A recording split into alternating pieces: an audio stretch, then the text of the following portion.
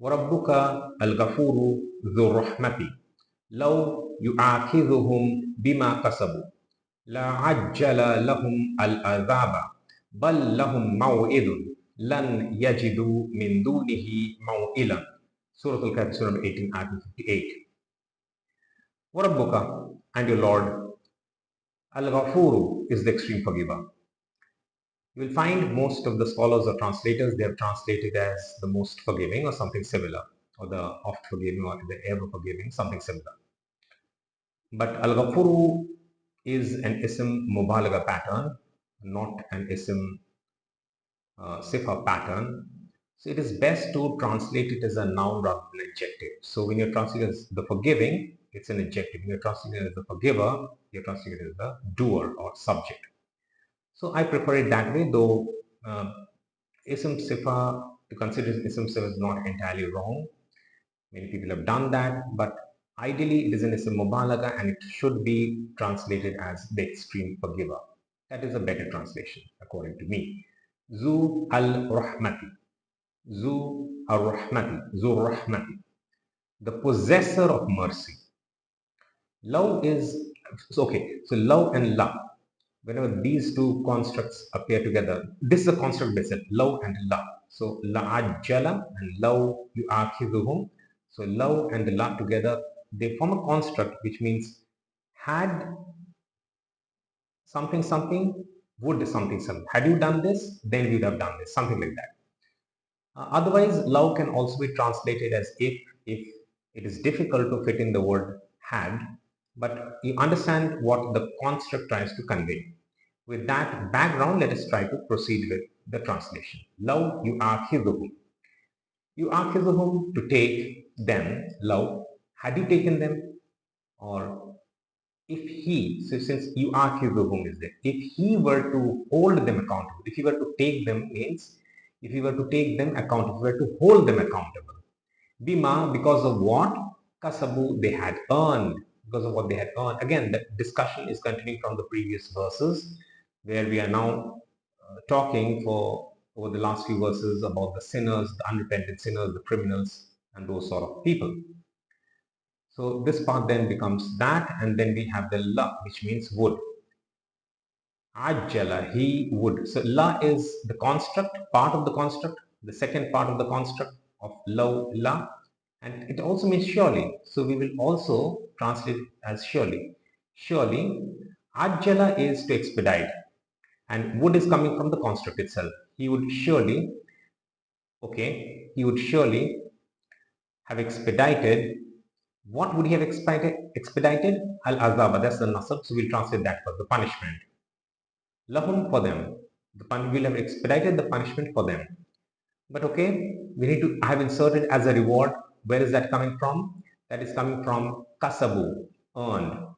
So this is sarcasm at play, right? We would have expedited the punishment as a reward for them, because kasabu is earned, to be rewarded, to gain. All these meanings apply. So that has to be brought back. One more reason for that to be brought back is ajjala. There is a repetition over there as well as a bit of an emphasis over there, and it's a two-part construct. So the love part has kasabu. The sentence is better expressed by adding that connotation in the second half as well, second half of this part of the sentence as well. When I'm talking sentence, I'm not talking about the entire ayat, because one ayat can have multiple sentences, which is this case, and many of the verses that we have read is like that. So anyway, so you understand that how the construct is coming about. He would have surely, would and surely, both are coming from the same la'ajjala. We could have also translated, he would surely have repeatedly expedited. Since the construct demands a repetition, we would have repeatedly expedited. So whenever a group of people would have committed sin or crime, we could have done that, and we could have repeated this process. We could have done that translation as well, and it would have been perfectly valid, in fact better. But it sounds a bit odd, so I've omitted that, but it's good to have that word in this part of the sentence as well. He would surely have repeatedly expedited the punishment as a reward for them. Them here refers to multiple groups. So all the groups of the sinners, the criminals, the unrepentant ones. So it's talking about all of them. And for criminals, it's not even case of repenting unless, so that's, this hukukul and hukukul ibad. If you commit a crime, it's against someone. So unless that you fix the thing with that person, then Allah will not forgive you, because you have caused harm to someone, you hurt to someone, caused injustice to someone, oppression to someone.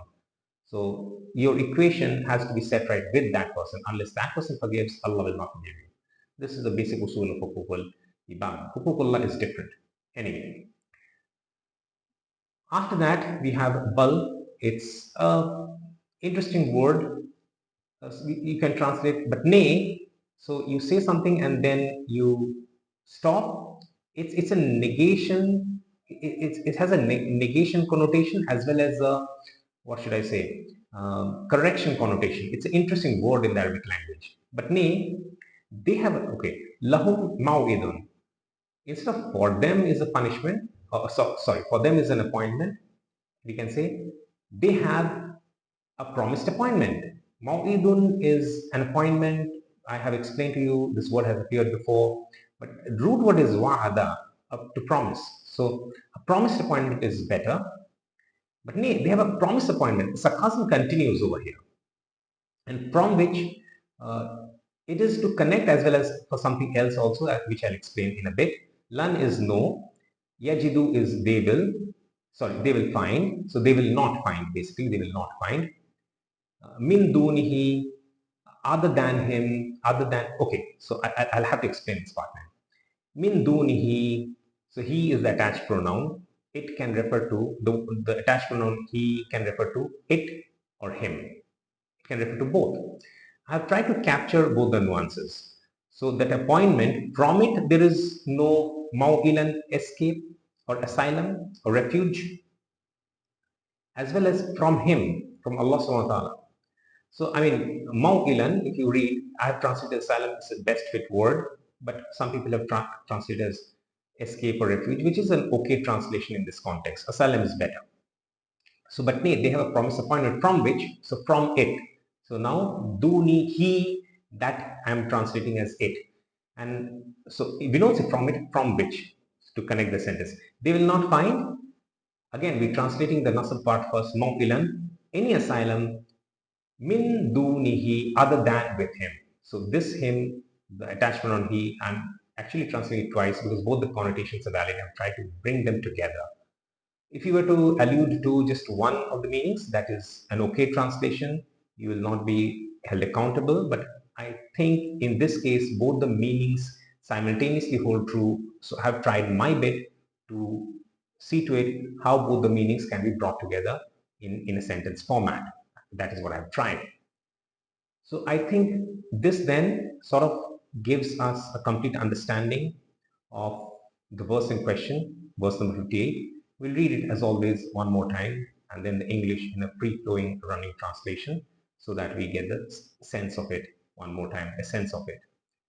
وَرَبُّكَ الْغَفُورُ ذُو الرَّحْمَةِ لَوْ يُؤَاخِذُهُمْ بِمَا كَسَبُوا لَعَجَّلَ لَهُمْ الْعَذَابَ بَلْ لَهُمْ مَوْعِدٌ لَنْ يَجِدُوا مِنْ دُونِهِ مَوْئِلًا. I think I read it, lahum maw'idun. I hope I have done that. Anyway, otherwise it's a slip of the tongue.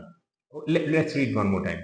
وَرَبُّكَ الْغَفُورُ ذُو الرَّحْمَةِ لَوْ يُؤَاخِذُهُمْ بِمَا كَسَبُوا لَعَجَّلَ لَهُمْ الْعَذَابَ بَلْ لَهُمْ مَوْعِدٌ لَنْ يَجِدُوا مِنْ دُونِهِ مَوْئِلًا. And your Lord is the extreme forgiver, the possessor of mercy. If he were to hold them accountable because of what they had earned, he would surely have expedited the punishment. He would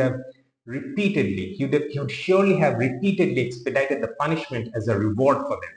But nay, they have a promised appointment from which they will not find any asylum other than with him. And one more thing, so Al-Ghafuru and Zu Rahmati.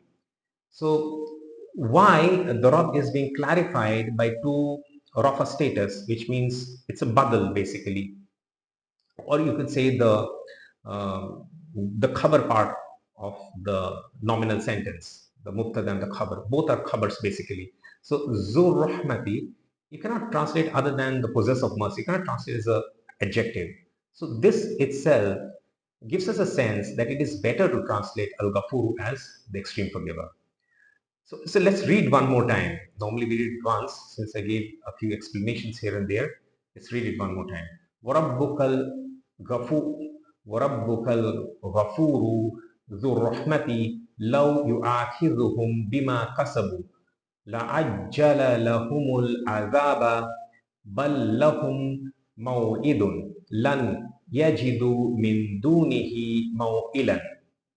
And your Lord is the extreme forgiver, the possessor of mercy. If he were to hold them accountable because of what they had earned, he would surely have repeatedly expedited the punishment as a reward for them. But nay, they have a promised appointment from which they will not find any asylum other than with him.